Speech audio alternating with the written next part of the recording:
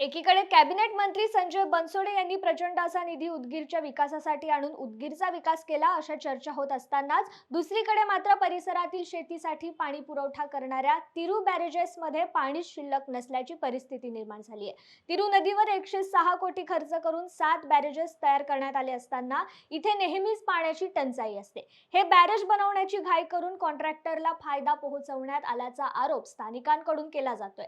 ज्यावेळी शेतकऱ्यांना बॅरेजमधल्या पाण्याची खरी आवश्यकता असते त्याच वेळी बॅरेजेसमध्ये पाणी शिल्लक नसतं। मग या पैशाच्या माध्यमातून विकास झाला का, विकासाचा आभास निर्माण करण्यात आलाय अशी शंका नागरिकांकडून उपस्थित केली जाते। आज या ठिकाणी आम्ही तिरुका या गावामध्ये जी तिरुकाच्या बाजूने जी तिरू नदी या ठिकाणी आहे त्या तिरू नदीवर आहोत। या तिरू नदीवर गेल्या 6 महिन्याखाली 7 बॅरेजेस तयार करण्यात आले।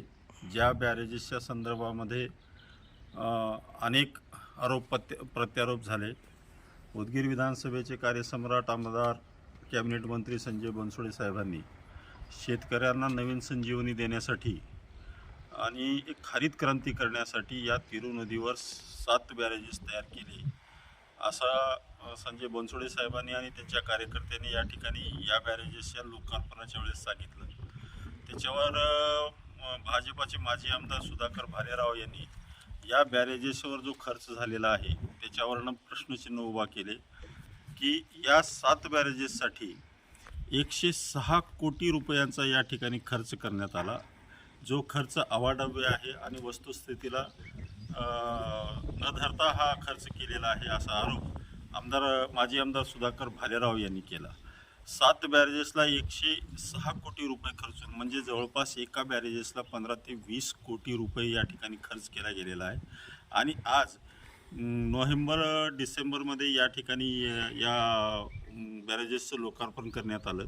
त्यावेळेस जी व्हिडिओ या ठिकाणी मंत्री महोदयांनी आणि त्यांच्या कार्यकर्त्यांनी व्हायरल केले त्यावेळेस नदीपात्रातलं या ठिकाणी जर पाणी पाहिलं तर अथांग असं पाणी 2 ते 3 किलोमीटरपर्यंत पसरलेलं त्याने पाहण्यात आलं।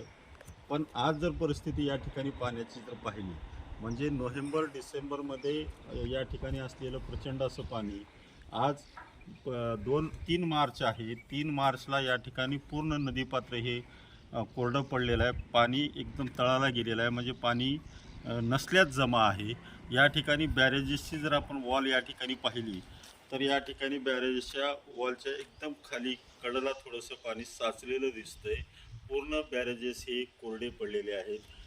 तर महाराष्ट्र नवमान सेनेचा एक पदाधिकारी म्हणून या ठिकाणी मला कुणावरही टीका करायची नाही, पण उदगीर विधानसभेला बऱ्याच वर्षानंतर या ठिकाणी मंत्रिपद मिळालं, तेही अगोदर राज्यमंत्रीपद, आता कॅबिनेट मंत्रीपद, आणि त्या बळावर सन्माननीय संजयजी बनसोडे साहेबांनी प्रचंड असा निधी उदगीरच्या विकासासाठी या ठिकाणी खेचून आणला असे वारंवार त्यांच्या भाषणातून आणि कार्यकर्त्यांच्या याच्यातून वारंवार सांगितलं जातं की असा नेता या उदगीरला आजपर्यंत झालेला नाही, एवढा निधी कधीही उदगीरसाठी आलेला नाही।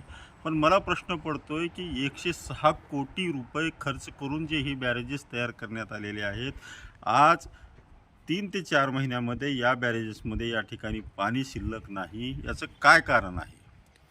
या बॅरेजेसचं काम निकृष्ट दर्जाचं झालेलं आहे की या बॅरेजेसमध्ये लिकेज आहेत की अजून काही कारण आहेत की या ठिकाणचं पाणी शिल्लक राहिलेलं नाही।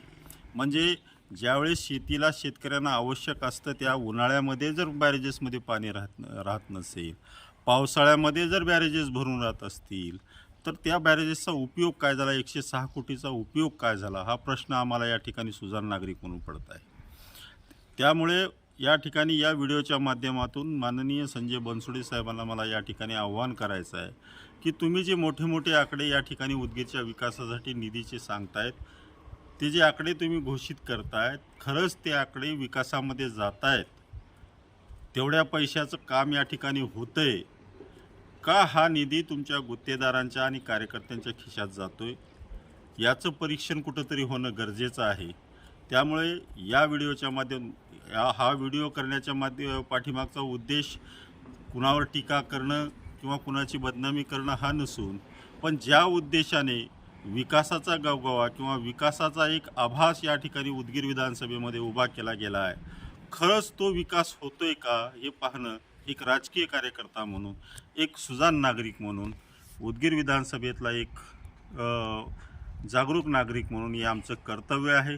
आज या ठिकाणी काही कार्यक्रमासंदर्भात मी जळकोट तालुक्यात आलो होतो. त्यावेळेस आमच्या या ठिकाणचे तालुकाध्यक्ष महेश देशमुख आणि कार्यकर्त्यांनी सांगितलं की बाबा हे जे बॅरेजेस केले गेले त्याच्यामध्ये पाणी शिल्लक राहिलेलं नाही, पाणी तळाला गेलेलं आहे. मग हे पाणी गेलं कुठं? मग या सर्व प्रकरणाची जसं सुधाकर भालेरावनी या ठिकाणी सांगितलं की 7 बॅरेजेससाठी 106 कोटी हा आकडा अवास्तव वाटतो. तेवढा या ठिकाणी खर्च झालेला नाही किंवा त्या बॅरेजेसचा तेवढा या ठिकाणी तेवढी कॉस्ट नाही. तर त्याचीही चौकशी व्हायला पाहिजे. हे पाणी का शिल्लक राहिलं नाही याचीही चौकशी व्हायला पाहिजे. आणि जर त्यामागची जी कारणं आहेत, त्यामागची जी दोषी लोकं आहेत, त्यांच्यावर निश्चितपणे संजय बनसोडे साहेब वॉच ठेवतील आणि त्यांच्यावर कडक कारवाई करतील. कारण की मला बनसोडे साहेबांना या ठिकाणी सांगावंसं वाटतं की यासाठी तुम्ही जबाबदार आहात, तुम्ही निधी आणताय आणि तुम्ही तो विकास या ठिकाणी उदगीरचा साध्य करण्याचा प्रयत्न करतायत. पण तुमच्या आजूबाजूला असलेली लोकं जी गुत्तेदार असतील किंवा इतर कोणी लोकं असतील, त्या पैशाचा विनियोग ते कोणत्या पद्धतीनं करतायत त्याचे चांगलेही परिणाम आणि दुष्परिणामही तुम्हाला भोगावे लागणार आहेत. मागं एका रस्ता रोको आंदोलनामध्ये रस्त्याच्या दुरावस्थेबद्दल मी या ठिकाणी बोलत असताना सांगितलं होतं की उदगीरच्या इतिहासामध्ये सर्वात जास्त निधी आणणारा नेता किंवा आमदार खासदार जर कोणी असेल तर ते संजय बनसोडे साहेब आहेत. आणि तो रेकॉर्ड संजय बनसोडे यांच्या नावावर होणार आहे, झालेला आहे. त्याचबरोबर उदगीर विधानसभेमध्ये कुणाच्या काळामध्ये सगळ्यात जास्त निकृष्ट दर्जाची कामं झालं असतील तर तोही रेकॉर्ड संजय बनसोडे साहेब यांच्याच नावावर होणार आहे. त्यामुळे त्यांनी या गोष्टीकडे लक्ष द्यावं आणि या सगळ्या गोष्टीकडे लक्ष देऊन अशा तुमच्या म्हणजे आंधळं दळते कुत्रं पीठ खाते अशी परिस्थिती उदगीर विधानसभेची झाली आहे. त्याचे दुष्परिणाम तुम्हाला भोगावे लागणार आहे. त्यामुळं या ठिकाणच्या प्रशासनाला आणि सर्व यंत्रणेला मी आव्हान करतो की या बॅरेजेसमध्ये पाणी का शिल्लक नाही याचं उत्तर आम्हाला तरी द्यावंच, त्यासोबत उदगीर विधानसभेमधील जनतेसमोर त्यांनी त्याचं उत्तर द्यावं एवढी विनंती करतो. जय हिंद, जय महाराष्ट्र.